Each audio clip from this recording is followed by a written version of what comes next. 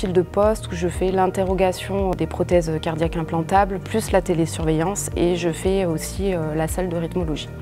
Donc pour moi, ce DU, c'était une évidence de le faire. J'ai 2 collègues qui l'ont déjà fait les années précédentes et qui m'en ont parlé vraiment en positif.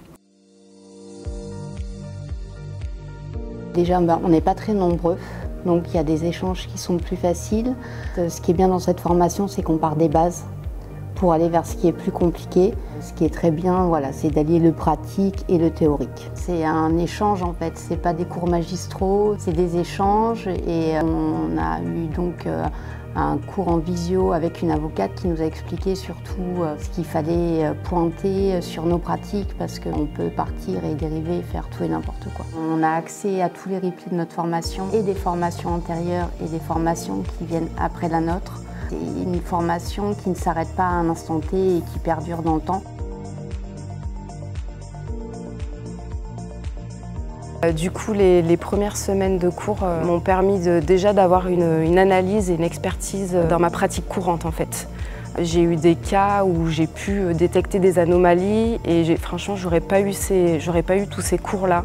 Vraiment, j'aurais pas vu. Et je suis vraiment contente de l'équipe bordelaise justement qui a vraiment cette transmission du savoir et cette pédagogie où on est vraiment pris en considération, nous, le paramédical, qu'on a pu partager avec les autres étudiants nos expériences et améliorer nos pratiques en fonction de la taille de l'hôpital aussi et de l'effectif aussi.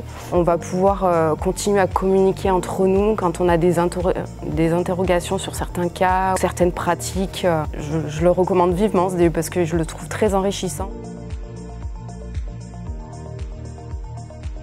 Ce DU, pour ma part, je pense qu'il est indispensable quand on travaille en télécardiologie.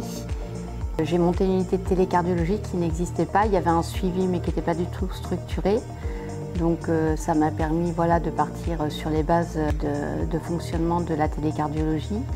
Et après, ça m'a permis de postuler dans un cabinet de cardiologue qui voulait aussi mettre en place et structurer son suivi de télécardiologie. Donc ils m'ont recruté parce que j'avais déjà les bases et qu'ils n'avaient pas besoin de me former. J'ai quitté la région où j'étais pour venir en Aquitaine. Et grâce à mon CV, j'ai pu être recrutée dans une unité en fait, qui demande des connaissances sur la télécardiologie et qui intègre la surveillance des prothèses cardiaques et avec un projet en ambulatoire de pose de haltères implantables.